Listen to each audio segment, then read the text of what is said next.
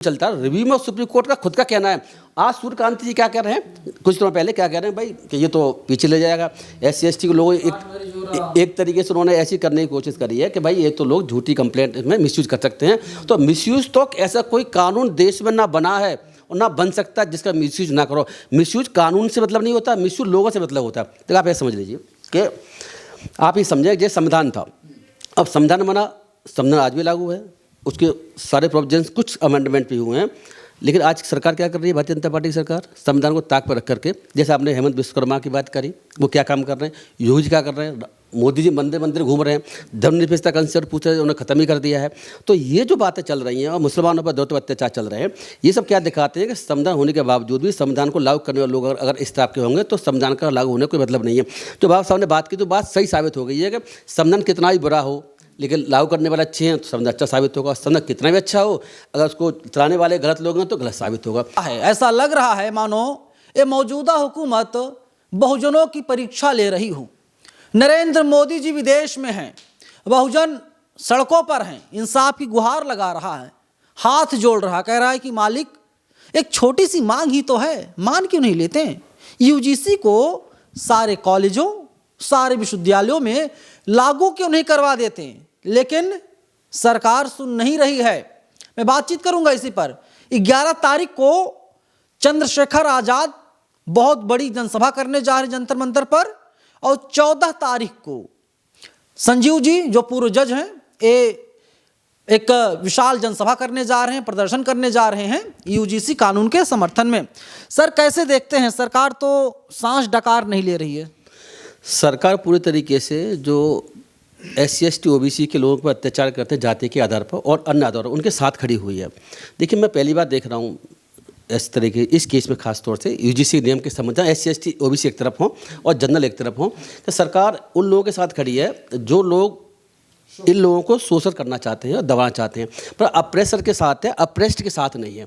अगर आप पहले अब हिस्ट्री में चले जाएं तो पहले क्या होता था कि SC और ST की या शूद्र लोग जो अनटचेबिलिटी वाली कहानी थी, तो उसमें जनरल वाले लोगों के साथ अनटचेबल लोग जो SC/ST के भी हो चाहे शूद्र सब कैटेगरी में आते थे, उनको अगर वो टच कर लेते थे जनरल वाले किसी लोगों से, पंडितों से, किसी लोगों से, या उनके कान में शीशे फैलाने वाली बात, बहुत सारी कहानियाँ हैं। टच नहीं कर सकते, रामायण नहीं पढ़ सकते, शिक्षा नहीं प्राप्त कर सकते, उनके घर भी दूर बना होते थे। अब ऐसी स्थिति है। तो उस वक्त क्या स्थिति थी लीगली मनुस्मृति के हिसाब से और हिसाब से भी कि जो अप्रेस्ड है, जिसका शोषण हो रहा है, उसके खिलाफ कानून बना हुआ था जिसे मनुस्मृति कहते हैं, या और कानून बने हुए। तो वो चाहते थे कि अगर SC का कोई शुद्ध लोग अगर उनसे टच कर जाएगा ब्राह्मणों से, तो ब्राह्मण लोग उसको कोई भी सजा दे सकते हैं। और मतलब टच करने पर भी शूद्रों के साथ, अनटचेबल लोगों के साथ में, दलित लोगों के साथ में कानून ये कहता था कि इनको सजा दी जाए, ना कि वो लोग भेदभाव कर रहे हैं उनको सजा दी जाए। लेकिन संविधान, बाबा साहब आए, कानून बदला, नियम बदले, आंदोलन चले, फिर बाद संविधान ही बना। संविधान से पहले ही बाबा साहब आए तो उन्होंने आंदोलन किए, तो फिर अनटचेबिलिटी एक्ट लागू हुआ। अब उल्टा मामला हो गया 50 के बाद भी, उससे पहले भी। अब क्या हो गया कि अब ये कि अगर दलितों के साथ में SC एक्ट के तहत अगर आप देखें, उससे पहले सिविल राइट्स एक्ट भी था, उससे अनटचेबिलिटी एक्ट भी था। इन एक्ट के तहत अगर कोई शूद्रों के साथ में, दलितों के साथ में कोई छुआछूत कर रहा है, जाति प्रथा के आधार पर भेदभाव कर रहा है, तो वो ऑफिस बनाया गया, तो उल्टा हो गया था। लेकिन अब क्या चल रहा है, उसी लाइट में देश चलता रहा। लेकिन अब क्या देखने को मिल रहा है कि उसी लाइट में अगर आगे सरकार यूनिवर्सिटीज़ में कुछ नियम बनाना चाहती है, जो कि रोहित वेमुला और पायल तडवी जैसे लोग और बाकी और भी SC/ST के लोग थे जिनके साथ शोषण हुआ, जाति का द्वारा भेदभाव हुआ, उन्होंने आत्महत्या भी करी है। उसमें सुप्रीम कोर्ट में केस आया, सुप्रीम कोर्ट की डायरेक्शन में सब काम चल रहे थे। अब सुप्रीम कोर्ट के बाद में फिर में उन्होंने जो है एक गाइडलाइंस फ्रेम करी जो आप देख रहे हैं, और गाइडलाइंस में SC/ST के साथ में OBC के लोगों को जोड़ने की कोशिश करी गई। तो उस गाइडलाइंस के खिलाफ जनरल वालों ने विद्रोह किया, आंदोलन किया, दुनिया भर के ड्रामा शुरू कर दिए, सारी मीडिया दिखाना शुरू कर दिया, और सरकार ने दबाव में आकर के वो सुप्रीम कोर्ट में केस के माध्यम से वापस एक तरीके से सुप्रीम कोर्ट ने इसको स्टे कर दिया। देखिए, ऐसा है कि ये हम पहली बार देख रहे हैं, क्या देख रहे हैं पहली बार, कि अप्रेसर जीत रहा है, अप्रेस्ड हार रहा है। सरकार भी और जो अप्रेसर करने वाले लोग हैं, जो कि गलत काम करने वाले लोग, भेदभाव करने वाले लोग, अनटचेबिलिटी करने वाले लोग हैं, उनके साथ कोर्ट भी खड़ा हुआ है।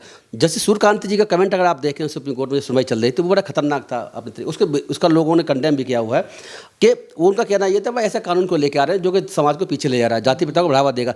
जाति प्रथा को बढ़ावा नहीं देगा, जाति प्रथा को कम करने के लिए कानून लाया गया था। जब कोई जाति के आधार पर भेदभाव करेगा, अनटचेबिलिटी वाला कोई काम करेगा, संविधान आर्टिकल 17 के लाइट में है, तो उसको सरकार लाएगी। इसमें दिक्कत क्या है, लेकिन कोर्ट भी ऐसे लोगों के साथ खड़ा हो गया आज के समय देखना कि जो चाहते हैं कि भेदभाव देश में बना रहे, और उल्टा SC/ST लोगों पर दोष लगाया जा रहा है कि वो लोग भेदभाव कर रहे हैं, वो झूठी कंप्लेंट फाइल करें। मैं आपको एक बार बता दूं, जब SC/ST एक्ट के संबंध में सुप्रीम कोर्ट का जजमेंट आया था, उसके बाद सुप्रीम कोर्ट का ही जजमेंट है 3 जजों की बेंच का। ये जो सूर्यकांति जजमेंट को पढ़ लें, उसमें साफ लिखा हुआ है कि ये जो दुनिया भर के लोग आज ड्रामा कर रहे हैं कि ये लोग झूठी कंप्लेंट लिखाते हैं SC/ST के लोग, और हम झूठी कंप्लेंट लिखा देंगे जिससे मतलब एक्शन, बच्चों में एक्शन हो जाएगा, ये सब बेकार की बातें हैं। उस केस में सुप्रीम कोर्ट ने ये बात कह दी थी 2 जजों की बेंच ने कि भाई FIR कराने से पहले आप इंक्वायरी कराइए SC/ST एक्ट में, और भी कुछ डायरेक्शन पास की थी। उसके बाद में जब वो ऑर्डर सुप्रीम कोर्ट ने चैलेंज दोबारा से रिव्यू लगा, जिसमें रिव्यू मैंने ही फाइल किया था, उस केस में मैंने भी रिव्यू फाइल किया था जज होने के बावजूद भी, तो बाद में उसमें जजमेंट इतना बेहतरीन आया, आप देखिए, जजमेंट की कभी चर्चा कर लेंगे। उसने ये कहा है कि ऐसा कोई सबूत नहीं है कि SC और ST के लोग SC/ST एक्ट के तहत झूठी FIR लिखाते हैं। ये सुप्रीम कोर्ट के 3 जजों की बेंच का जजमेंट है जिसकी मैं चर्चा कर रहा हूँ, जो 2019 में आया था। जब 2018 में पार्लियामेंट ने उस सुप्रीम जजमेंट को खत्म कर दिया, 2 जजों बेंच का था जो हमारे अगेंस्ट था, और बाद में फिर सुप्रीम कोर्ट में रिव्यू चलता है। रिव्यू में सुप्रीम कोर्ट का खुद का कहना है। आज सूर्यकांति जी क्या कह रहे हैं, कुछ दिनों पहले क्या कह रहे हैं भाई कि ये तो पीछे ले जाएगा SC/ST के लोगों, एक तरीके से उन्होंने ऐसी करने की कोशिश करी है कि भाई ये तो लोग झूठी कंप्लेंट में मिसयूज कर सकते हैं। तो मिसयूज तो ऐसा कोई कानून देश में ना बना है और ना बन सकता जिसका मिसयूज ना करो। मिसयूज कानून से मतलब नहीं होता, मिसयूज लोगों से मतलब होता है। तो आप ये समझ लीजिए कि आप ये समझे जैसे संविधान था, अब संविधान बना, संविधान आज भी लागू है, उसके सारे प्रोविजंस, कुछ अमेंडमेंट भी हुए हैं, लेकिन आज सरकार क्या कर रही है, भारतीय जनता पार्टी की सरकार संविधान को ताक पर रख करके, जैसे आपने हेमंत विश्वकर्मा की बात करी, वो क्या काम कर रहे हैं, योगी जी क्या कर रहे हैं, मोदी जी मंदिर मंदिर घूम रहे हैं, धर्मनिरपेक्षता कंसेप्ट पूछ रहे हैं, उन्होंने खत्म ही कर दिया है। तो ये जो बातें चल रही हैं और मुसलमानों पर दौर अत्याचार चल रहे हैं, ये सब क्या दिखाते हैं कि संविधान होने के बावजूद भी संविधान को लागू करने वाले लोग अगर इस तरह के होंगे तो संविधान का लागू होने का कोई मतलब नहीं है। तो बाबा साहब ने बात की तो बात सही साबित हो गई है कि संविधान कितना ही बुरा हो लेकिन लागू करने वाले अच्छे हैं तो संविधान अच्छा साबित होगा। संविधान कितना भी अच्छा हो, अगर उसको चलाने वाले गलत लोग हैं तो गलत साबित होगा। तो अब जो संविधान होने के बावजूद, नियम होने के बावजूद भी ये जो जिस तरीके से एक्शन सरकार ले रही है, जो काम कर रहे हैं, ये बड़ा चिंता का विषय है। मुझे लगता है कि आगे चल के देश में बहुत बड़ा बवाल होने की संभावना है। लेकिन CJI साहब ने जो कमेंट किया, इंटरकास्ट मैरिज की बात की CJI साहब ने, और बड़ी अच्छी अच्छी बातें की। देखिए, हेट स्पीच के जजमेंट को अगर आप देखें, हेट स्पीच के जजमेंट में और जो है, जो खाप पंचायत जो काम करती हैं, जो मर्डर करती हैं, जिसको क्या बोलते हैं उसको, मैं थोड़ा भूल गया, आप इसको एडिकल नहीं ऑनर किलिंग, हाँ सॉरी, अब एडिट कर लेना। देखिए ऐसा है कि सुप्रीम कोर्ट का शक्ति वाहिनी का जजमेंट 18-19 के आसपास है, जैसे दीवी मिश्रा ने दिया था, जब तो मुझे याद पड़ता है। उस जजमेंट में साफ डायरेक्शंस थी, उसमें हेट, उसमें जो है जो कहानी थी कि SC/ST के लोग हैं, लड़का लड़की अगर शादी कर लेते हैं जनरल किसी के साथ में, तो क्या होता है उनके साथ में, वो उनको जो है मार देते हैं, ऑनर किलिंग की संज्ञा देते हैं, खाप पंचायत जैसी सामने आ जाया करती हैं, उनको मार दिया करती हैं। तो सूर्यकांत जी को ये नज़र आना चाहिए कि सुप्रीम कोर्ट का ही जजमेंट ये कहता है कि ऑनर किलिंग होती है, SC/ST के लोगों के साथ में अत्याचार होता है, और जनरल वाले लोगों के साथ में नो साथ में कास्ट मैरिज, इंटरकास्ट मैरिज हुआ करती है, इसमें कोई शक नहीं है, लेकिन वो बहुत कम है। लेकिन इंटरकास्ट मैरिज हो रही हैं, और वो मैरिज अगर पेरेंट्स के अगेंस्ट, पेरेंट इच्छा के अगेंस्ट हो रही हैं जो जनरल वाले, तो उनका फिर ऑनर किलिंग, जनरल वाले SC वालों की ऑनर किलिंग भी हो रही है। इस बात को सूर्यकांत जी भूल गए। मैं सूर्यकांत जी भूल ले गए, उन्हें सब पता है, लेकिन ये सब ड्रामा है। जिस गद्दी पर सूर्यकांत जी बैठे हुए हैं, उसी गद्दी पर गवाई साहब बैठे थे और जूता फेंका गया। क्यों? जात की वजह से। बिल्कुल ठीक कह रहे हैं। अभी भी देखो ना, एक जगह आप देख रहे होंगे कि घोड़ी पर चढ़ने पर अभी रोका जा रहा है, राजस्थान अभी हुआ है कुछ दिनों पहले। आप 2 घटना और देखिए, एक घटना राजस्थान की जिसमें कि उसमें जो दलित लोग थे उनकी डेड बॉडी को वहाँ जलाने दिया जनरल वालों ने, कि हम यहाँ अपने शमशान घाट तक अलग हो चुका, शमशान घाट में जलाने देंगे। ये इंसिडेंट बिहार में हुई है। ये पिछले हफ्ते 2 हफ्ते में देखें आप, तो 2 इंसिडेंट आप देखिएगा, मरने के बाद भी उन लोगों को जो शमशान घाट है वहाँ भी जाने नहीं दिया रहा है। बिहार में तो उस बेचारे ने अपनी सारी वाइफ जो भी थी उसकी बीच चौराहे पे उन्होंने जला दिया बेचारे ने, उसको वहाँ परमिट नहीं किया गया। राजस्थान में भी ये स्थिति हुई, और राजस्थान में तो पुलिस उनके साथ में मिल गई है, उनको मारा गया दलित लोगों के साथ में, उन्हें पर मार दिया जाए। इस तरह से आप देखिए ना, हमें कुछ इंसिडेंट को देखने की जरूरत है जो अभी पिछले हफ्ते 2 हफ्ते के अंदर हुई हैं। अब बिहार में जो स्थिति हुई है, जो स्थिति बनी है अभी, जब देखा होगा कुछ 10 लोग, 10 पूरे गाँव के ब्राह्मण लोग ज़्यादातर, जो 2 से 10 लोगों के आसपास शायद FIR हुई है, ब्राह्मण तो बहुत ज़्यादा वहाँ रहते हैं। तो उसमें आप देखिए छोटी सी बात थी, उस पर जो है बेचारा अपना दलित जो अपना पैसे मांग रहा है मजदूरी के, 2-3 साल से देने रहे हैं, और जब वो मांगता है तो उसके साथ मारपीट किया। तो मारपीट करने के बाद फिर पूरा गांव के बहुत सारे लोग इकट्ठे होकर के आते हैं और घरों में तोड़फोड़ करते हैं और लोगों को मारते हैं। और पुलिस ने उसे एफआईआर भी कर रखी है, 2-10 के आसपास शायद उसमें एक्यूज मार रखे हैं जो ब्राह्मण जाति के लोग हैं। उस पर ही ब्राह्मण जाति के लोग क्या कर रहे हैं कि उल्टी सीधी बातें फैलाने की कोशिश कर रहे हैं।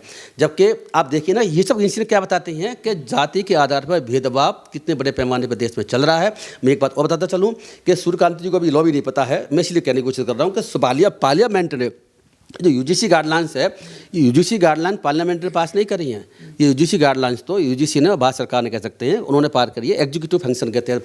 ये पार्लियामेंट ने लॉ के तहत एससी एक्ट में जो मोदी जी ने अमेंडमेंट किया अभी 2015 में अगर देखेंगे, और 2016 में जो लागू हुआ है, उससे पहले आप देखेंगे अगर 2019 में जो सुप्रीम कोर्ट जजमेंट पास किया था जिसमें एससी एक्ट के अगेंस्ट कुछ बातें कही गई थी, उस जजमेंट, वो जो अमेंडमेंट एक्ट पास किया गया उसमें पार्लियामेंट ने इस बात को माना है कि एससी लोगों के साथ में बहुत बड़े पैमाने पर और नए रूप में नए एससी के अपराध हो रहे हैं, तो उन्होंने नए अपराधों को भी शामिल किया गया है। और ये भी माना है कि इनके साथ में अपराध होता है और ये लोग बेचारे कुछ कर नहीं पाते हैं, इनकी स्थिति बहुत खराब है। तो लॉ में नए तरह के अपराध क्रिएट किए गए हैं 2014 में, 15 में, 16 में, जो मोदी जी ने खुद भी किए हैं, पहले कांग्रेस ने भी किए थे। तो ये क्या दिखाते हैं कि पार्लियामेंट हमारी ये मानती है कि इनके साथ अत्याचार होते हैं। कोर्टों के जजमेंट में एक नहीं, सूर्यकांत जी मुझसे कहें तो मैं कम से कम 50 जजमेंट रखना तैयार हूं सुप्रीम कोर्ट के, जो कहते हैं इनके साथ जाति के आधार पर, अनटचेबिलिटी के आधार पर बहुत बड़े पैमाने लंबे समय से भेदभाव चल रहा हो, आज भी चल रहा है। क्या अगला कदम SC/ST है, क्योंकि यूजीसी पर ब्राह्मण समाज ने सरकार को झुका दिया, सुप्रीम कोर्ट को झुका ही दिया है? देखिए, इस घटना की वजह से यूजीसी पर जो सुप्रीम कोर्ट ने स्टैंड लिया है और सरकार ने जो मूक दशा बनी रही और जानबूझ के सुप्रीम कोर्ट माध्यम से उन्होंने अपना ही ऑर्डर उन्होंने वापस करवा लिया, तो उसकी वजह से जनरल कैटेगरी के लोग हैं उनके हौसले बुलंद हैं, ऐसा मैं देख रहा हूँ। अब उन्हें लगता है कि अब इसी आंदोलन को आगे बढ़ा करके यूजीसी से ले जा करके वो चाहते हैं एससी एक्ट का खात्मा करें और रिजर्वेशन का खात्मा करें। दो उनके टारगेट पर हैं और इसके लिए मैं देख रहा हूँ कि जो यूपी में जिसने रिजाइन किया है, कौन सा वो कोई अवस्थी वाला जो भी है, मतलब मैं नाम उसका भूल रहा हूँ, उसने तो कह दिया कि हम 6-7 तारीख को दिल्ली को घेरेंगे अगर उन्होंने एससी एक्ट को ख़त्म नहीं किया। ऐसे अनिल मिश्रा ने कह दिया कि हमारा आंदोलन तो चल रहा है अभी भी। जो ग्वालियर का एडवोकेट है जो जेल होकर आ लिया एससी एक्ट के संबंध में, वो कह रहा है, क्या कह रहा है कि हम जो है हमारा जो यूजीसी का आंदोलन चल रहा है वो तो अब एससी एक्ट के रूप में कन्वर्ट होकर बड़े पैमाने पर आंदोलन करेंगे, जब से एससी खत्म नहीं हुआ तब तक चैन से नहीं बैठेंगे।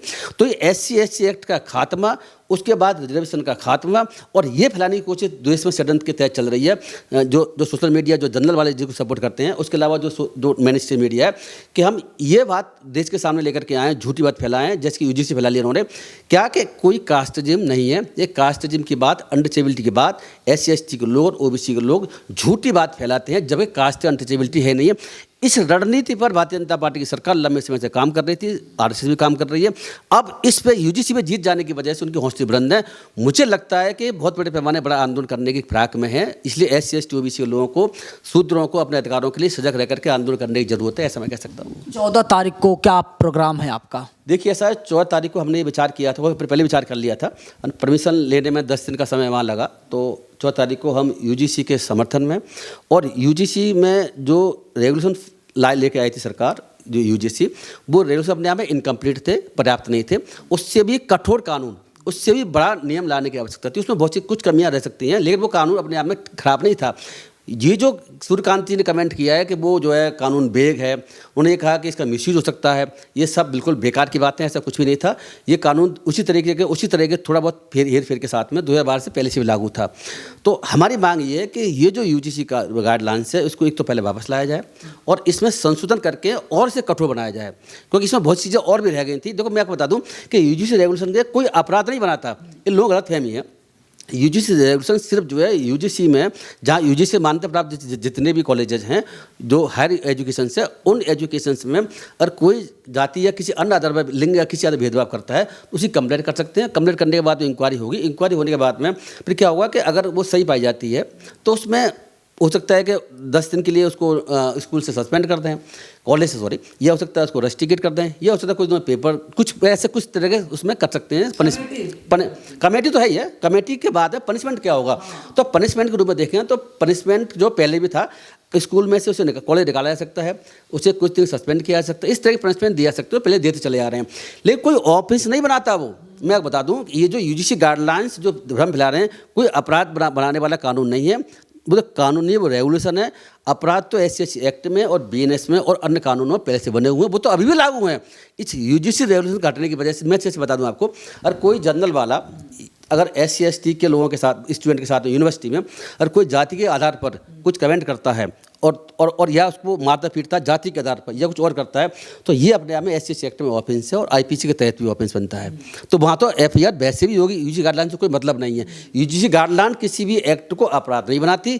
UGC गाइडलाइन खाली UGC को, जो कॉलेजेस को पावर देती है। अगर कोई भेदभाव कर रहा है किसी बेसिस पर, जिसमें जनरल वाले भी शामिल है, SC ST OBC वाले सभी शामिल हैं, ये लिंग के आधार पर भी है, लैंग के आधार पर, जन्म स्थान के आधार पर भी है, ये जो है एक डिसेबिलिटी के आधार पर भी है, कई अच्छे ग्राउंड हैं उसमें जिसके आधार पर भेदभाव हो सकता है। तो सभी के संबंध में जिसके साथ हो रहा है उसके लिए यूनिवर्सिटी कॉलेज कुछ एक्शन ले सकते हैं। ये उस बात के लिए ऑफिस बनाने के लिए नहीं है। झूठा प्रचार किया जा रहा है कि भाई इससे तो लोग जेल चले जाएंगे, ये ऐसा कुछ भी इसमें नहीं था। चलिए, अफवाहें ज़्यादा फैलाई जा रही हैं, संजीव कुमार जी साफ तौर पर कह रहे हैं, और बिल्कुल सच्चाई यही है। अफवाह ज़्यादा फैलाई गई कि जो है ब्राह्मण समाज के लोगों को फांसी पर लटका दिया जाएगा, फांसी पर लटकेंगे ब्राह्मण समाज बच्चे, जबकि ऐसा कुछ नहीं है। और 14 तारीख को जंतर मंतर पर बड़ा प्रोग्राम, बड़ी जनसभा UGC कानून के समर्थन में करने जा रहे हैं। कैमरा पर्सन अमित के साथ मैं नवीन कुमार नंदन, सेफ न्यूज़, दिल्ली।